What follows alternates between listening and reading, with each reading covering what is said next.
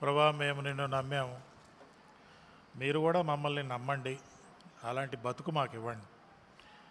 మిమ్మల్ని నమ్మటం మేము ఎన్నోసార్లు చెప్పాం, మీరు కూడా మా గురించి నేను కూడా మిమ్మల్ని నమ్ముతున్నానని చెప్పండి.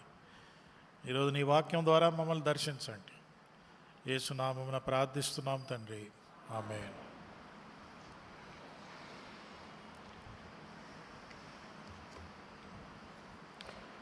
మీకు ఎవరైనా ద్రోహం చేశారా? అబ్బా, చాలామంది సార్. ఎట్లా?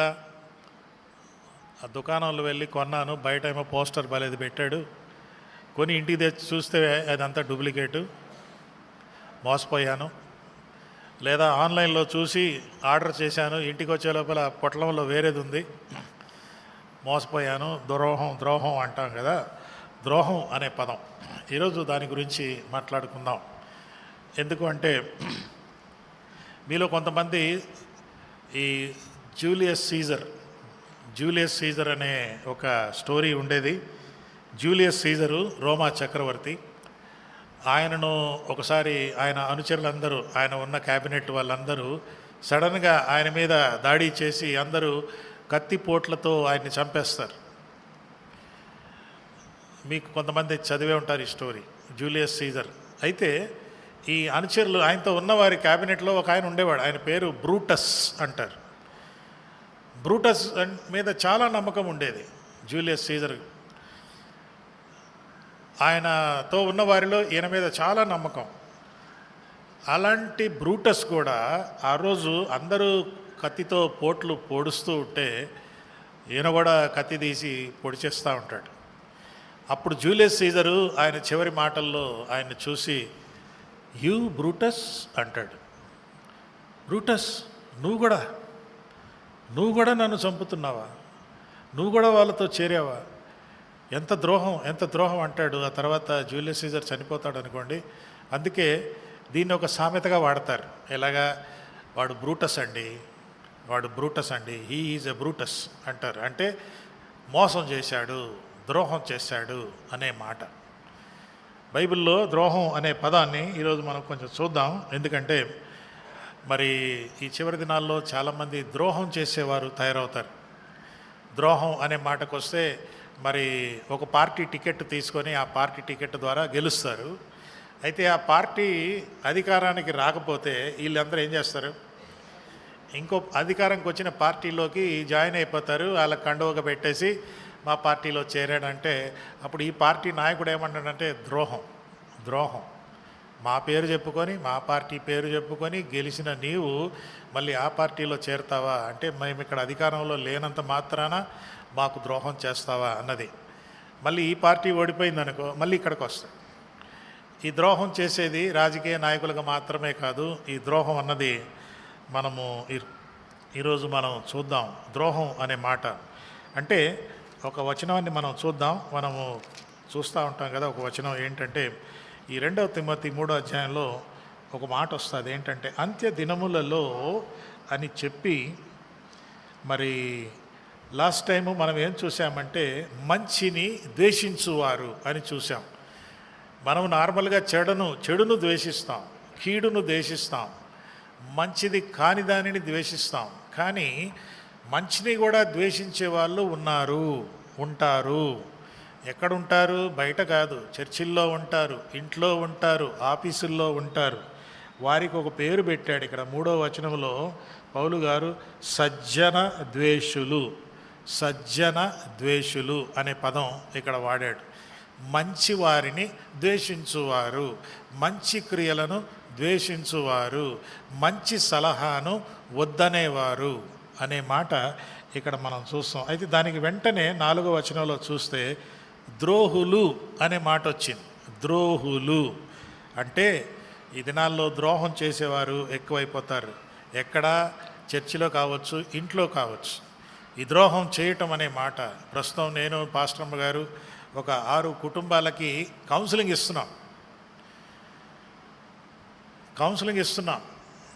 వారు విడాకుల తలుపుల దాకా వెళ్ళిపోయారు. ఎందుకంటానంటే, దీంట్లో ద్రోహం అనేది కూడా మేము చూస్తూ ఉన్నాం. ఒకరికొకరు ద్రోహం చేసుకోవటం, ఒకరికొకరు మోసం చేసుకోవటం. అందుకే ఈ యొక్క భయంకరమైన ప్రభు రాకడకి ముందుగా ద్రోహం చేసేవాళ్ళు ఉంటారు అన్నది మనం తెలుసుకోవాలి. ద్రోహం అంటే వెన్నుపోటు అని ఒక బైబిల్లో ఇంగ్లీషులో ఒకటి ఉంటుంది. ద్రోహం అంటే డబుల్ క్రాసింగ్ చేస్తున్నారు, ఈ నాతో ఉన్నట్టే ఉండి అవతల వారి పార్టీలో జంప్ చేశాడు అనే ద్రోహం డబుల్ క్రాసింగ్ అని అంటారు. లేకపోతే మరి చీటింగ్ అని అంటారు. మరి హిందీ భాషలో విశ్వాసఘాతకులు అని అంటారు. ఇక మనకు తెలుగులో ద్రోహులు అనే పదం ఇక్కడ మనం చూసాం. అంటే ద్రోహం ఎవరికి చేస్తారు?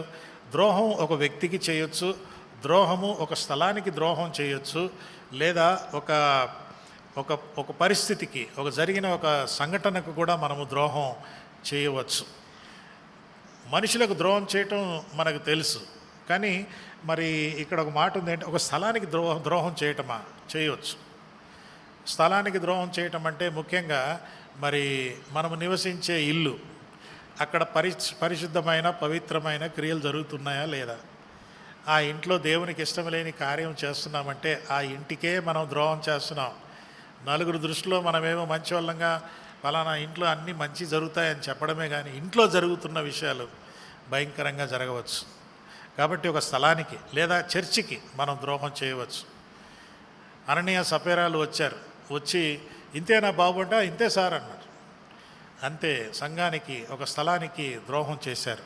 తర్వాత చూద్దాం. ఇలా చెప్పుకుంటూ పోతే జరిగిన సంఘటన గురించి కూడా ద్రోహం చేయొచ్చు. ఆ సంఘటన అందరికీ క్షేమం కలిగిస్తుంటే దాన్ని చెడగొట్టడానికి, దాని గురించి వ్యతిరేకంగా మాట్లాడడానికి ప్రయత్నం చేయటం కూడా, ఒక మంచి సంఘటన జరిగినప్పుడు దానికి వ్యతిరేకంగా మాట్లాడటం అనేది కూడా ద్రోహం అనే పదం ఇక్కడ మనం చూస్తాం. అయితే ద్రోహం ఎవరు చేస్తారు? ఎవరు ద్రోహం చేస్తారు? ఎందుకు చేస్తారు అనే మాట మనం తెలుసుకోవటం కూడా చాలా అవసరం.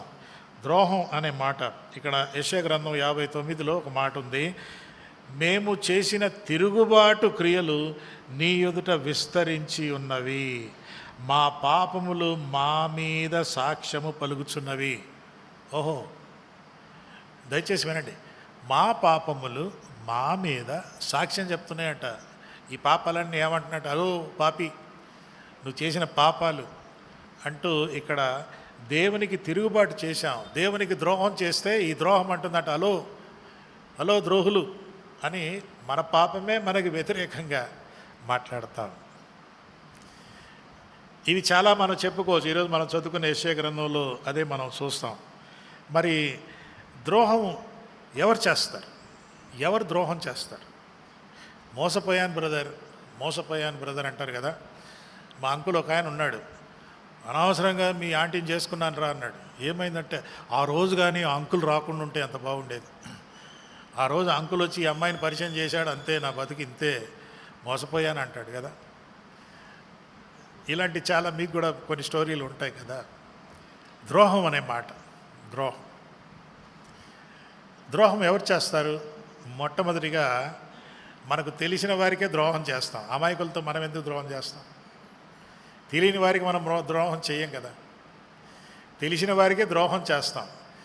అంటే ఆ వ్యక్తి ఎన్ని రోజులు తెలిసి ఉండాలి? అవసరం లేదు. మీరు ఒక దుకాణానికి వెళ్తారు, ఆ దుకాణంలో వాడు మీరు కస్టమర్గా వెళ్ళినప్పుడు మీకు ద్రోహం చేస్తాడు. అలాంటి వారు ఉన్నారులేండి. ఒక వ్యక్తి తెలిసిన వ్యక్తికే మనం ద్రోహం చేస్తాం. తెలిసిన వ్యక్తులు ఎవరు? ఇంట్లో ఉన్నవారు. భార్యకు ద్రోహం చేయొచ్చు, భర్తకు ద్రోహం చేయొచ్చు, పిల్లలకు ద్రోహం చేయొచ్చు, అత్తకు మామలకు ద్రోహం చేయొచ్చు, కోడలకు ద్రోహం చేయొచ్చు. ఇలాంటి స్టోరీలు మనం చూస్తాం. ఒక విషాదకరమైన విషయం ఏంటంటే ఈ రోజుల్లో ద్రోహం చేసిన వారిని మెచ్చుకుంటారు. ద్రోహం అనేది ఏదో పెద్ద అచీవ్మెంట్ లాగా చూస్తారు. ఒక వ్యక్తి ద్రోహం చేస్తే వా వెరీ గుడ్. ద్రోహం చేయటం, లవ్ అఫేర్లో ఉండటం, కొంతకాలం అయ్యాక వదిలేయటం.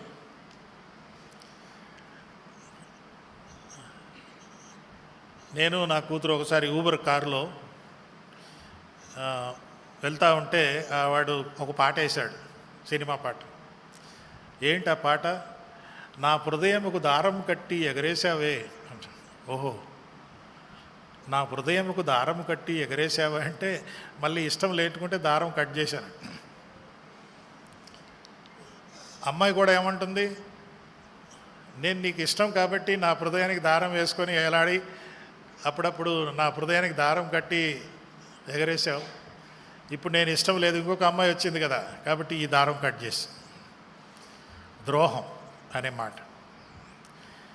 ఇలా మనం చాలా స్టోరీలు చెప్పుకోవచ్చు. ద్రోహం ఎవరికి చేస్తావు? తెలిసిన వ్యక్తికే ద్రోహం చేస్తావు.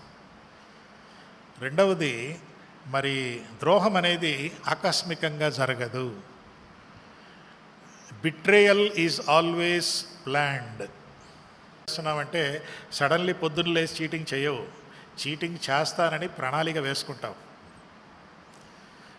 So betrayal is a planned attitude.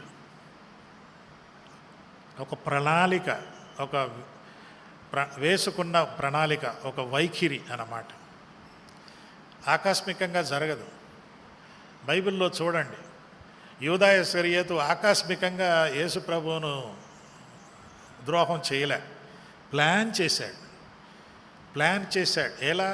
దుష్టుల ఆలోచన చొప్పున నడిచాడు, పాపుల మార్గములో నిలిచాడు, అపహాసకులు కూర్చుంటు చోట కూర్చున్నాడు. ఇది ఒక గంట సేపులో జరిగినది కాదు.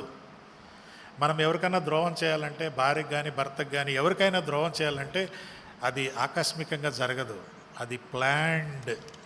You plan to cheat somebody. ఇకపోతే ఈ యొక్క ద్రోహం అన్నది దయ్యపు ప్రభావం. ఒకరికి ద్రోహం చేయాలంటే నువ్వు చెడ్డ వ్యక్తిగా అవ్వనక్కర్లే, నువ్వు మంచి వ్యక్తిగా ఉండి కూడా సడన్లీ ద్రోహం చేయవచ్చు.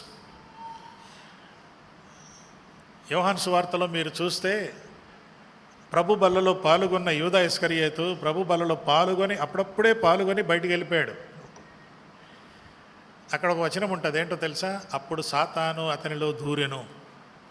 అరే, ప్రభు బలలో పాల్గొన్న నాకు సాతానుడు నాలో దూరిపోతాడా? దూరిపోతాడు.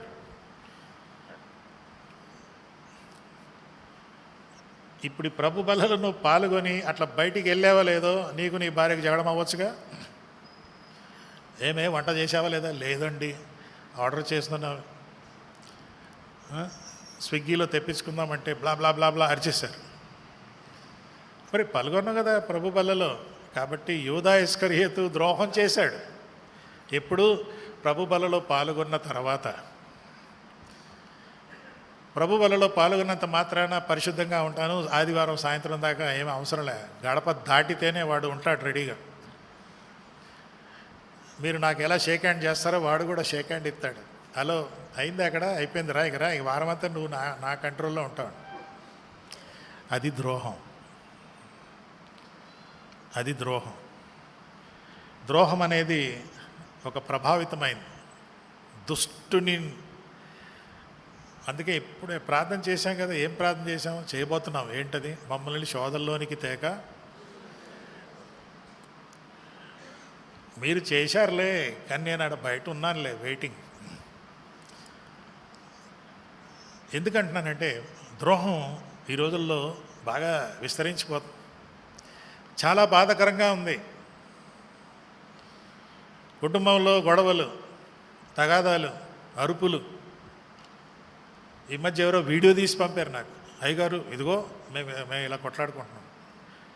బాధ కలిగి నాకు పాస్టమ్మ చాలా దుఃఖపడ్డాం. ఎందుకు ఇంత దిగజారిపోయామంటే ఇది ద్రోహం. సుఖమందును దుఃఖమందును వ్యాధి అందును ఆరోగ్యమందున నీకు తోడుగా ఉంటా అని చెప్పావు కదా, మరేదో కొంచెం మనస్మర్థనలు వస్తే అది ఓర్చుకోలేవా? ఇంకా అరవటము, అది ఇది తిట్టేయటము, ఇది ద్రోహం అండి. ద్రోహం. అది కూడా చూద్దాం. ద్రోహం అంటే ఎప్పుడు ద్రోహం చేస్తామంటే ఒకరిని నిందించాలనుకున్నప్పుడు ద్రోహం చేస్తాం. బ్లేమ్ గేమ్ అంటారు. బ్లేమ్ గేమా? ఈ బ్లేమ్ గేమ్ ఎక్కడ మొదలైంది? ఆదికాండం.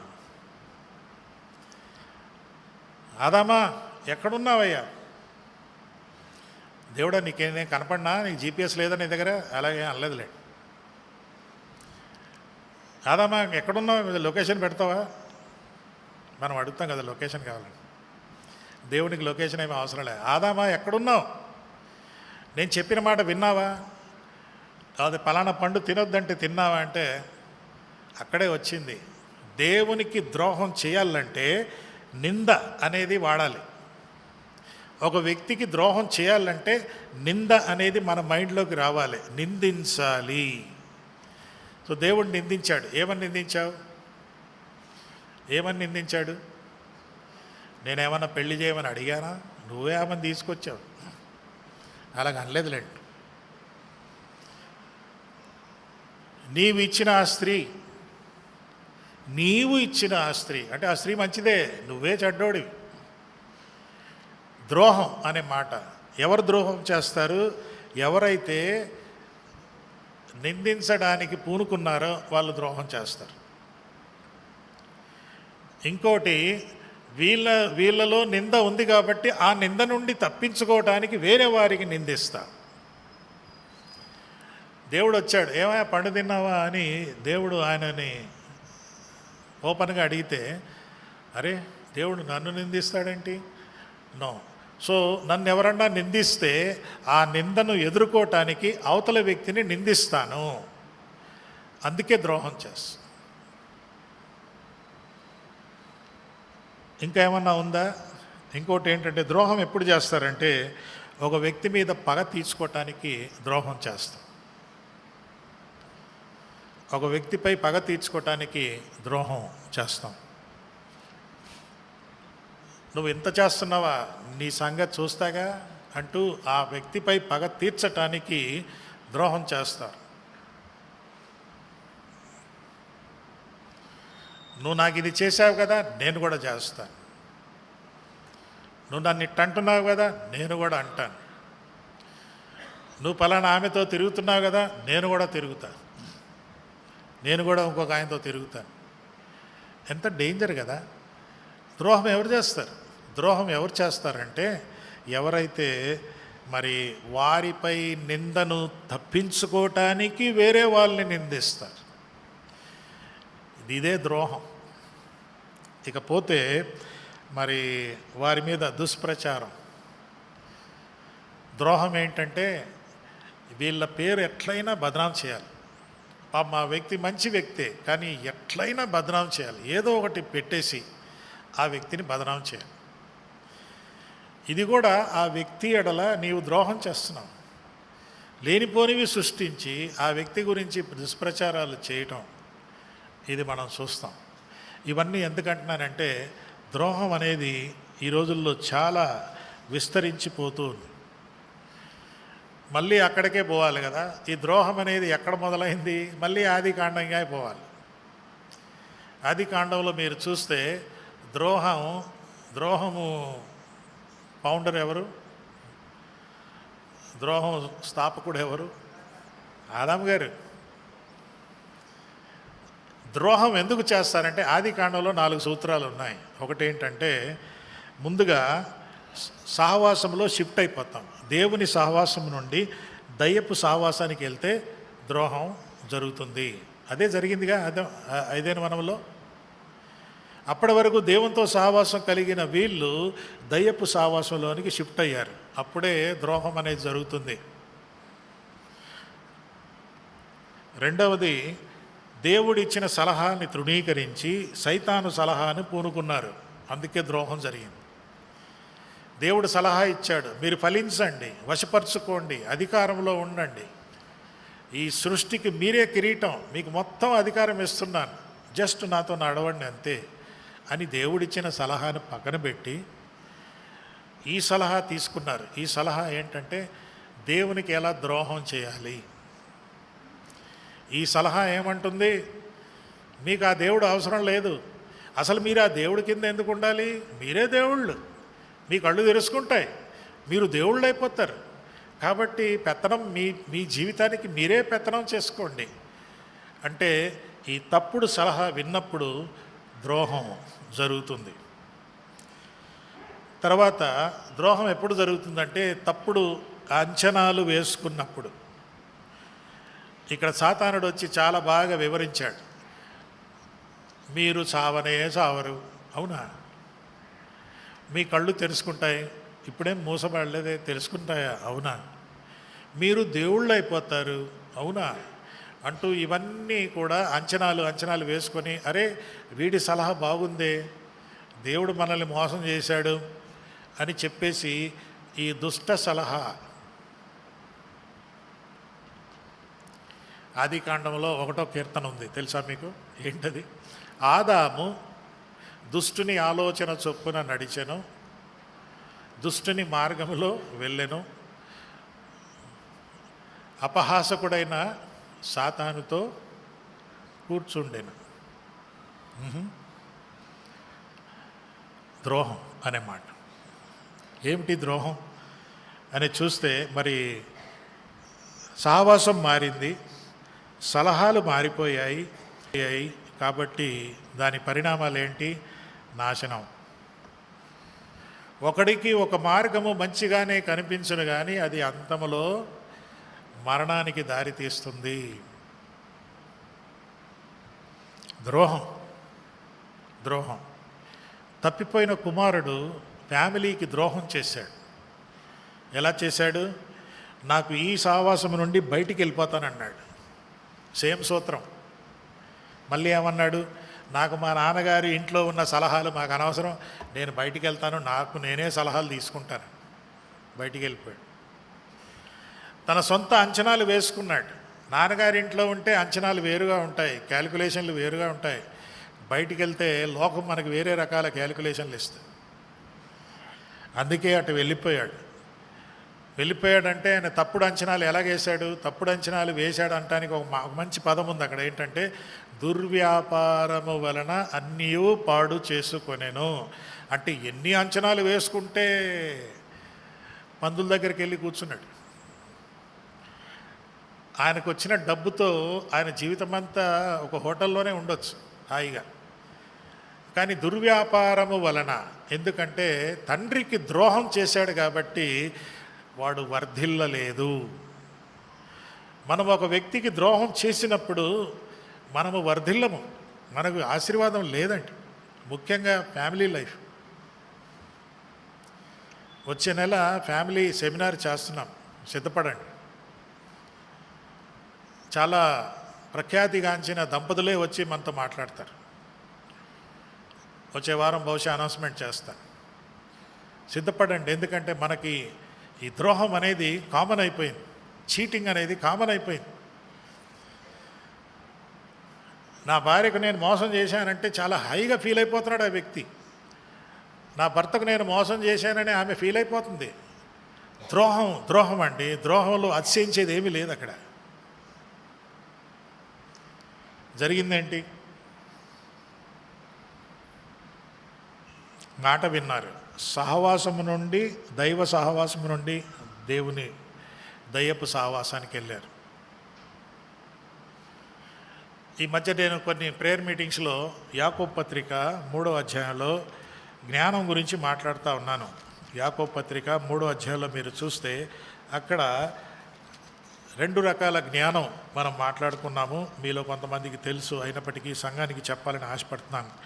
ఏమిటంటే, మీలో జ్ఞాన వివేకం ఎవరికి ఉంది అని ప్రశ్న అడుగుతున్నాడు 3:13లో. మీకు ఎవరికైనా జ్ఞానం ఉందా? ఉందా? అయితే మరి ఉందో లేదో ఎట తెలుసు? నాకు నిజంగా జ్ఞానం ఉందో లేదో ఎలా తెలుసు అంటే 13వ వచనములో, వాడు జ్ఞానముతో కూడిన సాత్వికము గలవాడై యోగ్య ప్రవర్తన వలన క్రియలు కనపరచువాడికే జ్ఞానం. అంటే తగ్గింపు, యోగ్యమైన ప్రవర్తన కలిగిన వారే. ద్రోహం ఉండదు. ద్రోహం చేసేవారు యోగ్యంగా ప్రవర్తించరు. కాబట్టి వారికి తెలివి లేదు, జ్ఞానం లేదు. ఇంకా చూస్తే ఆ వచనంలో, అయితే మీ హృదయములో సహింపనలవి కాని చేదు హృదయంలో మత్సరము వివాదము ఉంచుకొనిన వారైతే అతిశయపడవద్దు, సత్యమునకు విరోధముగా అబద్ధమాడవద్దు. ఇది జ్ఞానం కాదు అంటున్నాడు. ఈ జ్ఞానం లేనోళ్ళే ద్రోహం చేయటానికి కూడా పూనుకుంటారు. ఈ జ్ఞానం ఎలాంటి జ్ఞానం అంటే 15వ వచనంలో, యాకోబు 3:15లో, ఈ జ్ఞానము ఏంటట? పైనుండి దిగి వచ్చినది కాదు. ఇది ఏంటంట? ఇది భూ సంబంధమైనది, ప్రకృతి సంబంధమైనది, దయ్యముల జ్ఞానము. మనం అనుకుంటాము యెహోవా యందు భయభక్తులు కలిగి ఉండుట జ్ఞానమునకు మూలము. యెహోవా యందు భయభక్తులు కలగకుండా ఉండుట దయ్యపు జ్ఞానమునకు మూలం. తెలుసా అది? ఈ దయ్యపు జ్ఞానం ఏంటి? దయ్యపు జ్ఞానం అంట అది మత్సరము, వివాదము ఎక్కడ ఉండునో, అల్లరి, ప్రతి నీచ కార్యం ఉండునో అనే మాట. ద్రోహం చేసేవారికి ఇవన్నీ ఉంటాయి. అల్లరి, నీచ కార్యము, అంతేకాకుండా మత్సరము, వివాదము, సత్యమునకు విరోధముగా అబద్ధమాడుట, ఇవన్నీ ఎవరికి ఉంటాయంటే ద్రోహం చేసుకోవటానికి పూనుకునే వారికి ఇవన్నీ ఉంటాయి. ఇవన్నీ చేసేవాళ్ళు అనుకుంటారు మాకు చాలా జ్ఞానం ఉంది అని అనుకుంటారు, కానీ బైబిల్ అంటుంది అది దయ్యపు జ్ఞానం. అది ప్రకృతి సంబంధమైన జ్ఞానం, భూలోక సంబంధమైన జ్ఞానం. ప్రకృతి సంబంధం ఏంటి? శరీర సంబంధమైంది. ఈ జ్ఞానము శరీరాశ, నేత్రాశ, జీవపు డంబముతో కలిసిన జ్ఞానం. ఇది ప్రకృతి సంబంధమైన జ్ఞానం. కాబట్టి ఈ జ్ఞానాన్ని ఆధారం చేసుకుని ఇవన్నీ చేస్తూ ఉంటే చాలా జ్ఞానవంతులమని ఫీల్ అవ్వడం అంటే అది దయ్యపు జ్ఞానము. అయితే అదే యాకోబు పత్రికలో మీరు చూస్తే 17వ వచనంలో ఒక మాట ఉంటుంది. 3:15లో ఏమంటాడంటే పైనుండి వచ్చు జ్ఞానం ఏంటంటే అంటాడన్నమాట. 15లో ఏమన్నాడు? పైనుండి వచ్చు జ్ఞానం ఇది కాదు అన్నాడు. 17లో పైనుండి వచ్చు జ్ఞానం ఏంటంటే అంటాడు. అక్కడ 8 విషయాలు ఉన్నాయి. 8 విషయాలు ఉన్నాయి. మొట్టమొదటిది ఏంటంటే పైనుండి వచ్చు జ్ఞానము మొట్టమొదటిగా అంటాడు. మొట్టమొదటిగా అనే పదం ఉంది అక్కడ. అది పవిత్రమైనది. ద్రోహం చేస్తున్నావంటే ఎందుకు చేస్తున్నావు? జ్ఞానం లేదు. జ్ఞానం ఉంది కానీ భూలోక సంబంధమైన జ్ఞానము అది దైవం పైనుండి వచ్చే జ్ఞానం కాదు. అందుకే బైబిల్లో మరి ఇలాగా ద్రోహం చేసిన సందర్భాలు ఏమున్నాయి? ద్రోహము ఎన్ని విధాలుగా చేయవచ్చు? నంబర్ 1, ముందుగా నీకు నువ్వు ద్రోహం చేసుకోవచ్చు. You can betray your self. అరే అట్లా కూడా ఉంటుందా? ఉంటుంది. లూకా సువార్త 12వ అధ్యాయంలో తనకు తాను ద్రోహం చేసుకున్న వ్యక్తిని మనం చూద్దాం. తనకు తానే ద్రోహం చేసుకున్నాడు. ఆయన మంచోడే, కానీ ఆయన జీవితంలో కొన్ని మార్పులు కలిగాక, కొన్ని వచ్చాక ఆయన తను తానే మోసం చేసుకున్నాడు. ఆయన గురించి యేసు ప్రభు ప్రస్తావిస్తూ మరి లూకా సువార్త 12వ అధ్యాయంలో ఒక మాట అంటాడు. ఆయన ఈ విధంగా చెప్పాడంట 16లో, మరియు ఆయన వారితో ఈ ఉపమానం చెప్పాడు. ఒక ధనవంతుని భూమి సమృద్ధిగా పండెను. కాబట్టి ఆయన ఏం చేశాడు? ఆ పంటను సమకూర్చుకొనుటకు నాకు స్థలం సాలటం లేదు అంటూ ఆయన గురించి మనకి తెలిసి ఈ విషయం. ఆయనకు వచ్చిన ఆదాయం అక్రమమైన ఆదాయం కాదు, తప్పుదోవ పట్టుకొని ఆదాయం సంపాదించుకోలే. ఆయన పంట సమృద్ధిగా వచ్చింది కాబట్టి చాలా డబ్బులు వచ్చాయి. చాలా డబ్బులు వచ్చేసాక దేవా నీకు స్తోత్రం అంటంలే. మీరు ఇక్కడ లెక్క పెట్టండి, నా నా నా అని ఎన్నిసార్లు ఉన్నాయి? నా పంట. 17వ వచనంలో నేను అన్నాడు. 17వ వచనంలో నేను ఇలాగు చేస్తాను. 18వ వచనంలో నా కొట్లలో. 18వ వచనంలో నా ధాన్యము, నా ఆస్తి, నా విస్తారము. చివరికి ఏమన్నాడంటే నా ప్రాణమా, నా ప్రాణమా, తినుము తాగుము సంతోషించుము. అప్పుడు దేవుడు అన్నాడు, బాబు నీది డేట్ ఆఫ్ ఎక్స్పైరీ ఈరోజే అని చెప్పాడు. నీ మీద డేట్ ఆఫ్ ఎక్స్పైరీ పెట్టాను. ఏమన్నాడు? మూర్ఖుడా, వెర్రివాడా, ఈ రాత్రే నీ పని అయిపోయింది. ఎంత కదా తన్ను తాను మోసం చేసుకుంటున్నాడు. ఈ లోక సంబంధమైన వాటిపై అతిశయం చేసి ఇవే నాకు చాలు, ఇక దేవుడు అవసరం లేదు అంటూ వాటిపైనే మనసు పెట్టుకుంటే నువ్వు దేవుడిని పక్కన పెడితే యేసుక్రీస్తు ఏమన్నాడు? నేను లేకుండా మీరేమీ చేయలేరు. మీకు ఎంత ఉన్నా సరే నేను లేకుండా మాత్రం ఏం చేయలేదు. నీకు నువ్వు మోసం చేసుకుంటున్నావా? ఒక ఎగ్జాంపుల్ నేను ఇస్తాను. నేను చాలామంది చూశాను గత 30 ఏళ్ళుగా 40 ఏళ్ళుగా. వారికి చిన్న జాబు, సైకిల్లో వెళ్ళేవారు, బస్సుల్లో వెళ్ళేవారు, అద్దింట్లో ఉండేవారు. 25 ఏళ్ల తర్వాత అంతా మారిపోయింది. సొంత ఇంట్లోకి వచ్చేసారు, వాహనాలు కొనుక్కున్నారు, బంగారం కొనుక్కున్నారు, అన్నీ కొనుక్కున్నారు. ఇదంతా దేవుడే ఇచ్చాడు. కానీ ఇదంతా దేవుడు ఇచ్చాడు కాబట్టి ఇచ్చిన ఆ దేవుడినేమో బయటపెట్టి దేవుడికి ఏదో నెల నెలకి ఇంత ఫీజు కడితే చాలే అంటూ దశంభాగం, అది కాదండి. That is not. దానివల్ల ఏం చేస్తున్నామంటే నీకు నువ్వే ద్రోహం చేసుకుంటున్నావు. నా ప్రాణమా తినుమా తాగుమా సంతోషించమా అంటే నీ ప్రాణం తీసుకెళ్ళిపోతున్నాను రా అన్నాడు. ఏ ప్రాణంతో సంతోషించాలనుకుంటున్నావో ఆ ప్రాణాన్ని తీసుకెళ్ళిపోతున్నాను. నీకు నువ్వు ఎందుకు ద్రోహం చేసుకుంటున్నావు? సో ద్రోహం అనేది ఎన్ని రకాలు ఉంటుంది? నంబర్ 1, ఫస్ట్ ఆఫ్ ఆల్ నీకు నువ్వే ద్రోహం చేసుకోవటం. రెండవది భార్య భర్తల మధ్య ద్రోహం.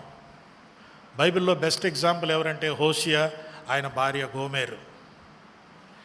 దేవుడు హోషియాతో అన్నాడు, నువ్వు వెళ్ళి ఒక ఆమెను చేసుకో. ఎవరిని ప్రభు అంటే ఆమె బయోడాటా ఉంది. బయోడాటా ఏంటంటే ఆమె వేశ్య, అంతే. అయ్యో నేను నీ సేవకుణ్ణి కదా, చేసుకోపో. చేసుకున్నాడు, తెచ్చుకున్నాడు, పిల్లలుగా అన్నాడు, మళ్ళీ వెనక్కి వెళ్ళిపోయింది. ద్రోహం. ఇదంతా దేవుడు ఎందుకు చెప్పాడంటే నా ప్రజలు నాకు ఎలా ద్రోహం చేశారో నీకు నేర్పిస్తున్నాను. సో ఇక్కడ మనం ఒకటి నేర్చుకుంటున్నాం ఏంటంటే, రెండవది ద్రోహం అనేది మన వివాహంలో ద్రోహం చేయవచ్చు. భార్య భర్తకు ద్రోహం చేయొచ్చు, భర్త భార్యకు ద్రోహం చేయొచ్చు. ఇండియా టుడే మ్యాగజైన్లో ఒక సర్వే చేశారు. పెద్ద పెద్ద పట్టణాల్లో ఆఫీసుల్లో పనిచేసేవారు సర్వే చేసినప్పుడు, అక్కడ స్త్రీలను పురుషులను సర్వే చేసినప్పుడు వారు కొంతమంది మీ పేర్లు చెప్పండి. అడిగిన ప్రశ్న ఏంటంటే, మీకు ఆఫీసులో అక్రమ సంబంధం ఉందా? ఉందండి అని 20% స్త్రీలు ఒప్పుకున్నారు, అవును మాకుంది. కారణాలు ఎన్నో ఉన్నాయి. పురుషుల సంగతి ఏంటి? పురుషులు కూడా తక్కువేం కాదు. ఆఫీసులో అక్రమ సంబంధాలు ఉన్నాయండి. అంటే ఇక్కడ ఏం చేస్తున్నావు? ఉద్యోగం చేసుకుంటున్నావు, భర్తకి ద్రోహం చేస్తున్నావు, భార్యకి ద్రోహం చేస్తున్నావు. ఏం జరుగుతుంది? వ్యభిచారానికి వెళ్ళిపోతున్నారు. మా ఫ్రెండ్ ఒక ఆయన ఉండేవాడు. ఆయన భార్య నాతో అంటుంది, అన్నా మా ఆయనకి ఇంకో భార్య ఉంది సార్ అన్నాడు. ఇంకో భార్య ఉందా? ఎక్కడుందంటే పక్క రూమ్లోనే ఉంది. లోపల వెళ్ళి చూస్తే ల్యాప్టాప్. కొందరికి ల్యాప్టాపే వారి భార్యగా మారిపోయింది. భార్య కన్నా ల్యాప్టాప్లోనే ఎక్కువ సమయం. చెయ్యండి, ఉద్యోగం చేసుకోండి, కానీ జాగ్రత్త. ద్రోహం ఎక్కడ జరుగుతుందండి? వ్యక్తిగతంగా ద్రోహం. రెండవది మ్యారేజ్లో ద్రోహం. మూడవది సమాజానికి ద్రోహం. ఎవరు? బైబిల్లో ఒక ఆయన ఉన్నాడు, సమాజానికే ద్రోహం చేశాడు. ఎవరైనా? ఆకాను. ఎరికో గోడలు కూలిపోయాయి, విజయవంతంగా అందరూ జయహో జయహో అంటూ వచ్చేసారు. కానీ జాషువా అక్కడ చిన్న పట్టణం గెలవలేకపోయారు. చివరికి ఇన్వెస్టిగేషన్ అంతా చేశాక ఆకాను బయటకు వచ్చాడు. ఆకానా ఎందుకు ఇది చేసావంటే, ఆకాను చేసింది ఏంటి? ద్రోహం. ఎవరికి? సమాజానికే ద్రోహం. సమాజానికే ద్రోహం. ఇకపోతే ఇశ్రాయేల్ సంగతి ఏం చెప్పాలి? ఇశ్రాయేల్ ఒక దేశంగా ద్రోహం చేశారు. ఇర్మియా గ్రంథంలో చూస్తే ఏమంటాడంటే, మీరు వ్యభిచారం చేశారు, వేరే దేశాలతో మీరు వ్యభిచారం చేశారు అంటున్నాడు. ఒక దేశం ద్రోహం చేసింది. ఇకపోతే సంఘానికి ద్రోహం చేయటం. సంఘానికి కూడా ద్రోహం చేస్తారా? చేస్తారు. అపోస్తల కార్యం 5వ అధ్యాయంలో మీరు చూస్తే అననీయ సఫేరా స్టోరీ మీకు అందరికీ బాగా తెలుసు. అననీయ సఫేరా స్టోరీలో వాళ్ళు ఏం చేశారు? సంఘానికి ద్రోహం చేశారు. పేతురు అడిగాడు, ఏమ్మా ఇంతకైనా ఇంతకే సార్, మీ దగ్గర డబ్బు ఉన్నంతకాలం అది మీ డబ్బు, ఎప్పుడైతే దేవునికి కేటాయించావు అది మీ డబ్బు కాదు అని కొంత డబ్బు ఉంచేసుకుని సంఘానికి ఇచ్చారు అంటే సంఘానికి ద్రోహం చేశారు. మళ్ళీ ఆయన భార్య కూడా వచ్చింది. భార్య వచ్చినప్పుడు, ఏమ్మా ఇదేనా మీ అంటే, ఇంతేనండి, ఇంతేనండి. ఇద్దరూ కలిసి సంఘానికి ద్రోహం చేశారు.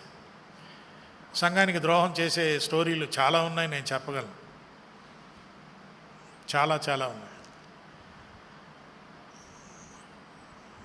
సంఘానికి ద్రోహం చేయటం అంటే ఇక్కడ అటెండ్ అవుతారు, మళ్ళీ ఇంకో చర్చిలోకి వెళ్ళి ఈ సంఘం గురించే వ్యతిరేకంగా మాట్లాడు. మా సంఘం అంతా వేస్ట్ అండి. మరి ఆ సంఘానికే వెళ్ళు, ఇక్కడ ఎందుకు వస్తావు? నేను అలాంటివి విన్నాను, అందుకే చెప్తున్నాను. మా ఫ్రెండ్స్ చెప్తుంటారు, మీ చర్చి గురించి అంతా ఎట్టేటో మాట్లాడతారు సార్ అని. మళ్ళీ ఇక్కడ ఎందుకు వస్తున్నావు? ఎందుకంటున్నానంటే సంఘానికి ద్రోహం అంటే కేవలం డబ్బు విషయమే కాదు. సంఘం యొక్క పవిత్రత, సంఘం యొక్క పేరు ఈ కాపాడే బాధ్యత మనది. సంఘాన్ని పవిత్రంగా ఉంచే బాధ్యత మనది. సంఘములో దేవుని భయం ఉందా లేదా అని అది చూసే బాధ్యత మనందరిది. ఎందుకంటే అపోస్తల కార్యం 5వ అధ్యాయంలో అసలు ఆ సంఘటన దేవుడు ఎందుకు అనుమతించాడు ఒకసారి ఊహించండి. ఒకవేళ ఈ సంఘటన ఇప్పటికి కూడా జరుగుతూ ఉంటే ఎన్ని చర్చిల్లో ఆదివారం చచ్చిపోయే వాళ్ళు ఉంటారు కదా.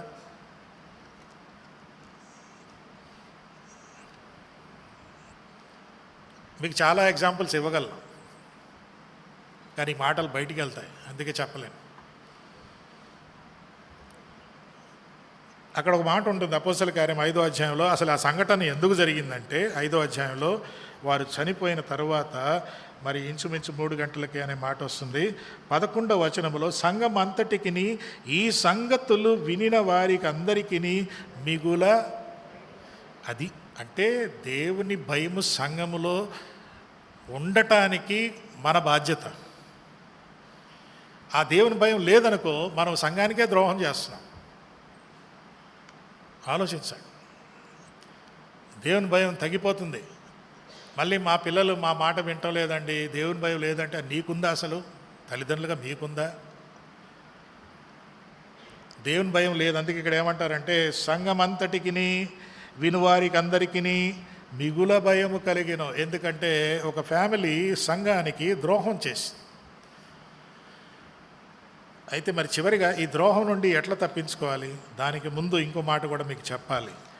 దేవుని వాక్యానికి కూడా ద్రోహం చేయొచ్చు. అరే అట్లా కూడా ఉంటుందా? ఉంటుందండి. ఇర్మియా గ్రంథం చూడండి.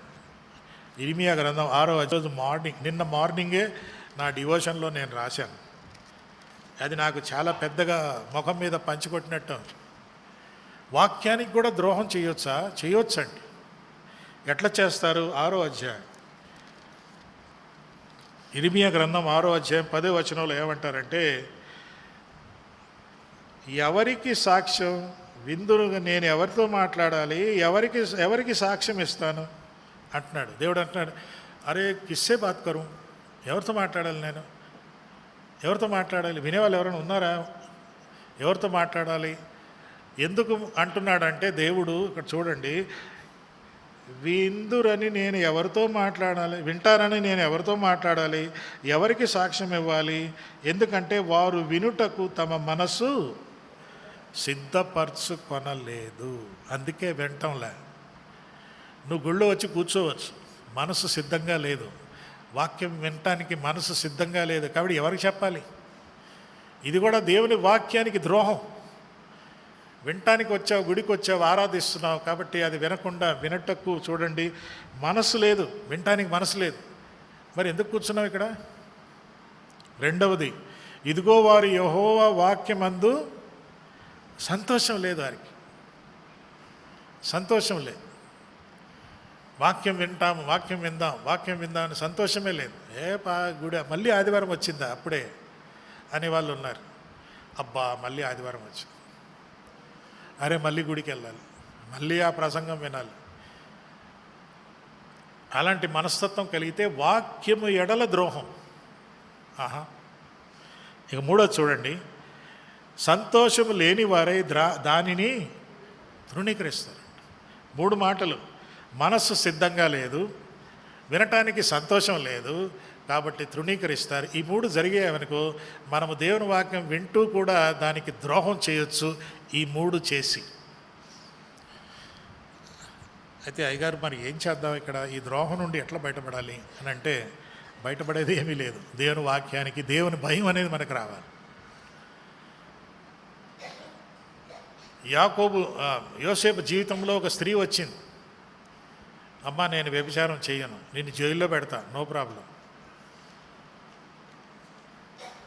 ఆయన జైల్లో నుండి ప్రైమ్ మినిస్టర్గా చేశారు. దేవుని వాక్యం తెలుసు ఆయనకి, కాబట్టి దేవునికి ద్రోహం చేయలే. దేవునికి ద్రోహం చేయనందుకు మీరు గమనించారా, ఆయన ఆమెకు ద్రోహం చేయలే, పోతీఫర్ గారికి ద్రోహం చేయలేదు, సమాజానికి ద్రోహం చేయలేదు, తనకు తాను ద్రోహం చేసుకోలే, తన కుటుంబానికి ద్రోహం చేసుకోలే. ఇక్కడ ఇంకొక ఆయన ఉన్నాడు, దావీదు మహారాజు. గొర్రెల కాపర్ల నుండి తీసుకొచ్చి అక్కడ కూర్చోబెట్టాడు దేవుడు. అయితే ఒకరోజు ఒక స్త్రీని చూశాడు, ఆమెతో వ్యభిచారం చేశాడు. యోసేపు కూడా దేవుడిని ఎరిగిన వాడే, దావీదు కూడా దేవుడిని ఎరిగిన వాడే. యోసేపు దేవునికి ద్రోహం చేయలే, దావీదు దేవునికి ద్రోహం చేశాడు. దేవునికి ద్రోహం చేశాడు, ఆమెకు ద్రోహం చేశాడు, ఆమె భర్తకు ద్రోహం చేశాడు. ఈయన పెళ్లి చేసుకున్న ఈయన భార్యకి ద్రోహం చేశాడు. చూసారా, ద్రోహం అనేది అది అలా అటు ఇటు వెళ్ళిపోతుంది. దాని పరిణామాలు, దాని రియాక్షన్లు చాలా ఉంటాయి. ఏమంటారు? ఈ ద్రోహము యేసుక్రీస్తు సిలువలో అన్నీ తీసుకున్నట్టు తీసుకొని, అయినప్పటికీ యూదా ఇస్కరియోతు ద్రోహం చేశారు, ప్రజలు ద్రోహం చేశారు. ఓసన్నా ఓసన్నా అని మట్టలు తీసుకొని పాడిన వాళ్ళే మళ్ళీ ఆయన్ని సిలువేయండి అన్నారు. ద్రోహం అన్నీ ఉన్నప్పటికీ యేసుప్రభు ఒకే మాట అన్నాడు, ఏంటంటే, తండ్రి వీరు ఏం చేస్తున్నారో క్షమించు, నాకు ద్రోహం చేశారు, నో ప్రాబ్లం. అందుకే మళ్ళీ ఈ ద్రోహం అనే అనుభవంలో ఒకవేళ ఉంటే, ఈ ద్రోహం మీ కుటుంబాన్ని నాశనం చేస్తుందా, ద్రోహం వల్ల మీ కెరీర్ పాడవుతుందా, మీ ద్రోహం వల్ల పిల్లల బతుకులు పాడయ్యాయా, ప్రభు దగ్గర ఒప్పుకోవటం చాలా అవసరం. ఈరోజు అందుకే బల్ల దగ్గరికి మనం వచ్చినప్పుడు అలాంటి ద్రోహం మనస్తత్వం ఉంటే ప్రభు దగ్గర ఒప్పుకుందాం. ఎందుకంటే అది మనం ఒప్పుకోవాలి. ఒప్పుకున్నాడా దావీదు? ఒప్పుకున్నాడు. అందుకే 51వ కీర్తన రాశాడు, ప్రభా నేను ద్రోహం చేశాను, నన్ను క్షమించని అడిగాడు. అందుకే యేసుక్రీస్తు సిలువలో మన కోసం చనిపోయాడు. మానవుడు ద్రోహం చేశాడు కాబట్టి నేనెందుకు వాడి కోసం చావాలి అనకుండా, ద్రోహానికి బదులుగా ఆయన ఇది ఇచ్చాడు, బూడిదకు బదులుగా పూదండని ఇచ్చాడు. He gave beauty for Ashes, he gave beauty for ugliness. That is the power of the cross. ఆ సిలువ యొక్క శక్తి, సిలువ రక్తము యొక్క శక్తి మనకు తెలుసు అన్నమాట. ఇదేదో కప్పులో తీసుకోవడం కాదు, దాని శక్తిని గ్రహిస్తాం. ప్రార్థన చేసుకుందామా? ప్రభువా, నీ వాక్యం కొరకై మా జీవితాల్లో ఎప్పుడైనా ప్రభువా నిన్ను ద్రోహం చేసి, మా కుటుంబ సభ్యులకు కానీ ఇంకా మాకు తెలిసిన వారికి ద్రోహం చేసిన పరిస్థితులు ఉంటే జ్ఞాపకం చేయండి. దాని నుండి బయటపడటానికి, అది ఒప్పుకోవటానికి తగ్గింపు కూడా మాకు ఇవ్వండి. దయ్యపు జ్ఞానం కాకుండా దైవ జ్ఞానంతో ఒప్పుకోవటానికి సహాయించి యేసు నామమున అడుగుచున్నాం తండ్రి, ఆమేన్.